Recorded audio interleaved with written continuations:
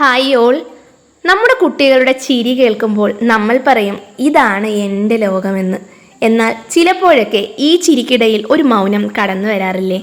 എന്തുകൊണ്ടാണ് അവൻ ശാഠ്യം പിടിക്കുന്നത്, എന്തുകൊണ്ടാണ് അവൾക്ക് പഠനത്തിൽ ശ്രദ്ധയില്ലാത്തത് എന്നൊക്കെയുള്ള ചോദ്യങ്ങൾ നമ്മെ അലട്ടാറില്ലേ? നമ്മുടെ കുട്ടികളുടെ ലോകം സങ്കീർണമാണ്. അവൻ്റെ സ്വഭാവത്തിൽ നിങ്ങളൊരു പ്രശ്നം കണ്ടാൽ അത് അവൻ്റെ കുഴപ്പമല്ല, മറിച്ച് നമ്മുടെ ശ്രദ്ധയും പിന്തുണയും ആവശ്യമുള്ള ഒരു അവസ്ഥയാണ് എന്ന് മനസ്സിലാക്കുക. ചില കുട്ടികൾ മറ്റു കുട്ടികളെ പോലെ പെരുമാറണമെന്നില്ല. കാരണം അവർക്ക് ചില പ്രത്യേക ആവശ്യങ്ങൾ ഉണ്ടാകാം.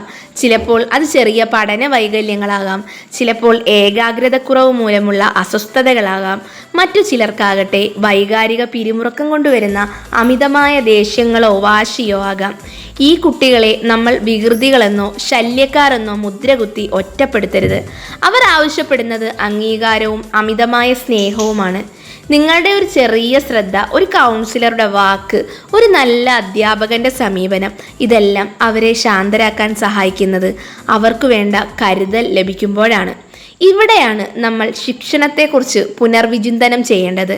ശിക്ഷിച്ചാൽ കുട്ടികൾ നന്നായിക്കൊള്ളും എന്ന പഴയ ചിന്താഗതി മാറ്റിവെക്കാം. നമ്മുടെ കുഞ്ഞ് ഒരു ചെറിയ ഗവേഷകനാണ്.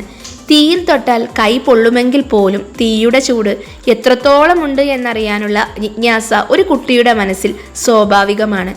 ആ തീയിൽ നിന്ന് അവൻ പിന്മാറേണ്ടത് ശിക്ഷയുടെ ഭയം കൊണ്ടാവരുത്, മറിച്ച് സ്നേഹത്തോടെയുള്ള ഉപദേശം നൽകി അതിൻ്റെ ഫലത്തെക്കുറിച്ച് നമ്മൾ നൽകുന്ന വിവേകം കൊണ്ടായിരിക്കണം. ശാരീരികമോ മാനസികമോ ആയ ശിക്ഷകൾ ഒരു കുട്ടിയെ താൽക്കാലികമായി അടക്കി നിർത്തും. പക്ഷേ അത് ദേഷ്യം, വാശി, ആത്മവിശ്വാസമില്ലായ്മ, ഒടുവിൽ നമ്മളിലുള്ള വിശ്വാസമില്ലായ്മ എന്നിവ വളർത്താനേ സഹായിക്കൂ. നമ്മുടെ ലക്ഷ്യം അനുസരണയുള്ള ഒരു റോബോട്ടിനെ സൃഷ്ടിക്കലല്ല, നല്ല വ്യക്തിത്വമുള്ള ഒരു മനുഷ്യനെ വളർത്തുക എന്നതാണ്. നമ്മുടെ വീട്ടിലെ അന്തരീക്ഷം സ്നേഹമുള്ളതും ശാന്തവുമായി നിലനിർത്തുക. നമ്മുടെ വഴക്കുകളും ദേഷ്യങ്ങളും നമ്മുടെ കുട്ടികളാണ് ആദ്യം അനുകരിക്കുക. നിങ്ങൾ സ്നേഹമുള്ളവരായിരിക്കുമ്പോൾ നിങ്ങളുടെ കുട്ടിയിൽ ആ സ്നേഹം പൂവിടും. അതുപോലെ നിങ്ങൾക്ക് കൈകാര്യം ചെയ്യാൻ കഴിയാത്ത പ്രശ്നങ്ങളാണെങ്കിൽ മടിക്കരുത്, ഒരു കൗൺസിലറുടെ സഹായം തേടുക.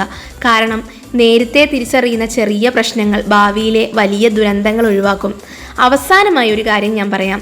വഴക്കിടാനുള്ള വടി മാറ്റിവെച്ച് അവരെ വാരിപ്പുണരാനുള്ള കൈകൾ നീട്ടുക.